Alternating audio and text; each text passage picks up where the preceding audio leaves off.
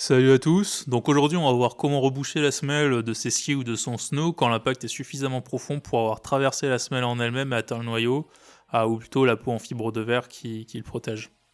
Alors si le noyau en bois lui-même est atteint, que vous voyez des éclats de fibres de bois ou que carrément vous voyez le jour à travers votre planche, là je peux pas vous aider, il va vraiment falloir passer sur de la grosse réparation. A contrario, si c'est superficiel, que l'impact n'a pas traversé la semelle, vous pouvez aller voir l'autre vidéo dont j'ai mis le lien dans la description et qui devrait aussi s'afficher à l'écran maintenant et qui traite ce cas en détail. Donc pour revenir à nos moutons, on va voir deux solutions. Donc soit l'impact est énorme et à ce moment-là il faut poser un patch, soit il est de taille contenue et on va pouvoir utiliser du metal grip. Et donc c'est ce que je vais vous montrer aujourd'hui. Alors le metal grip, qu'est-ce que c'est? Pour faire simple, c'est un mélange d'époxy et de Pitex. Donc le Pitex ou Nalten, c'est l'espèce de matière plastique qui compose la semelle de nos planches. Si vous avez déjà visionné la première vidéo que j'ai fait sur la réparation de semelles, vous savez qu'on peut facilement réparer des blessures superficielles en faisant fondre une bougie de Pitex. Le problème quand l'impact a traversé la semelle, c'est que autant le Pitex fusionne plutôt bien avec celui de votre semelle, autant il adhère très mal à toute autre surface. Donc que ce soit l'écart ou la partie en fibre de verre qui entoure le noyau, ça tient très mal. Donc c'est pour ça qu'on va utiliser du metal grip.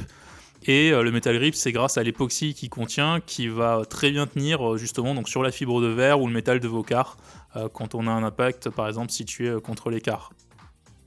On va donc utiliser le metal grip pour faire la liaison entre ces parties et une couche de Pitex qu'on va rajouter à la bougie par la suite, comme vous pouvez le constater sur mon schéma qui est de toute beauté. Comme vous pouvez le voir, on cherche donc pas à reboucher complètement le trou au metal grip, mais à appliquer une première couche qui sera ensuite recouverte de Pitex. Donc en pratique, qu'est-ce que ça donne?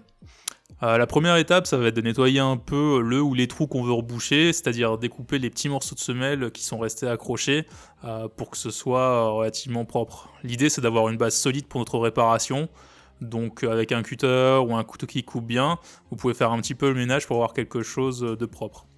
Le but, c'est pas non plus de découper un joli carré dans la semelle pour poser un patch, vous coupez seulement ce qui dépasse. Attention aussi à ne pas arracher un bout entier de semelle en tirant dessus, ça peut arriver relativement facilement. On cherche vraiment qu'à élaguer les bouts qui tiennent plus. Quand vous êtes satisfait, vous pouvez passer un coup de base cleaner ou simplement un peu d'alcool sur un chiffon pour nettoyer la zone. Ça permet de se débarrasser du fard et des traces de diverses substances ramassées sur les pistes qui pourraient empêcher le metal grip de bien tenir. Pas la peine non plus de traiter la moitié de votre semelle parce que l'alcool va très vite la dessécher. Le metal grip, il est le plus communément vendu sous forme de fil, qui ressemble en fait à du plastique. Pour l'appliquer, il va donc falloir le faire chauffer très fort, et un bon moyen de le faire, c'est avec un fer à souder, qui va permettre de l'appliquer assez précisément. Il y a d'autres moyens réservés aux pros, mais pour votre utilisation personnelle, c'est une des meilleures solutions et qui revient pas trop cher. La quantité à faire fondre est vraiment très faible. Un bout de fil de 20 cm, ça va vous permettre de reboucher des dizaines de petits trous. Et donc comme expliqué précédemment, on cherche juste à faire la liaison entre le noyau et la couche de Pitex qu'on va appliquer par la suite. Il est possible quand vous allez l'appliquer que vous ayez un peu de metal grip qui dépasse sur les côtés du trou. N'hésitez pas à le faire fondre pour vous en débarrasser.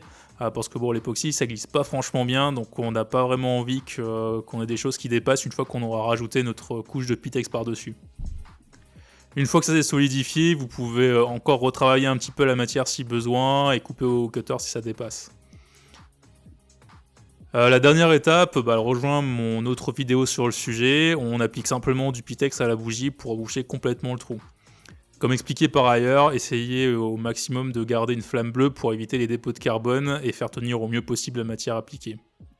Une fois que vous avez rebouché, il n'y a plus qu'à laisser refroidir puis racler pour obtenir un résultat quasiment invisible. Si vous avez aimé cette vidéo, cliquez sur j'aime juste en dessous, sinon cliquez sur je n'aime pas. N'hésitez pas à venir faire un tour sur le site Glissalpine pour plus de tutos et à nous suivre sur Facebook et Twitter. Rendez-vous pour une prochaine vidéo, et d'ici là, bon ride.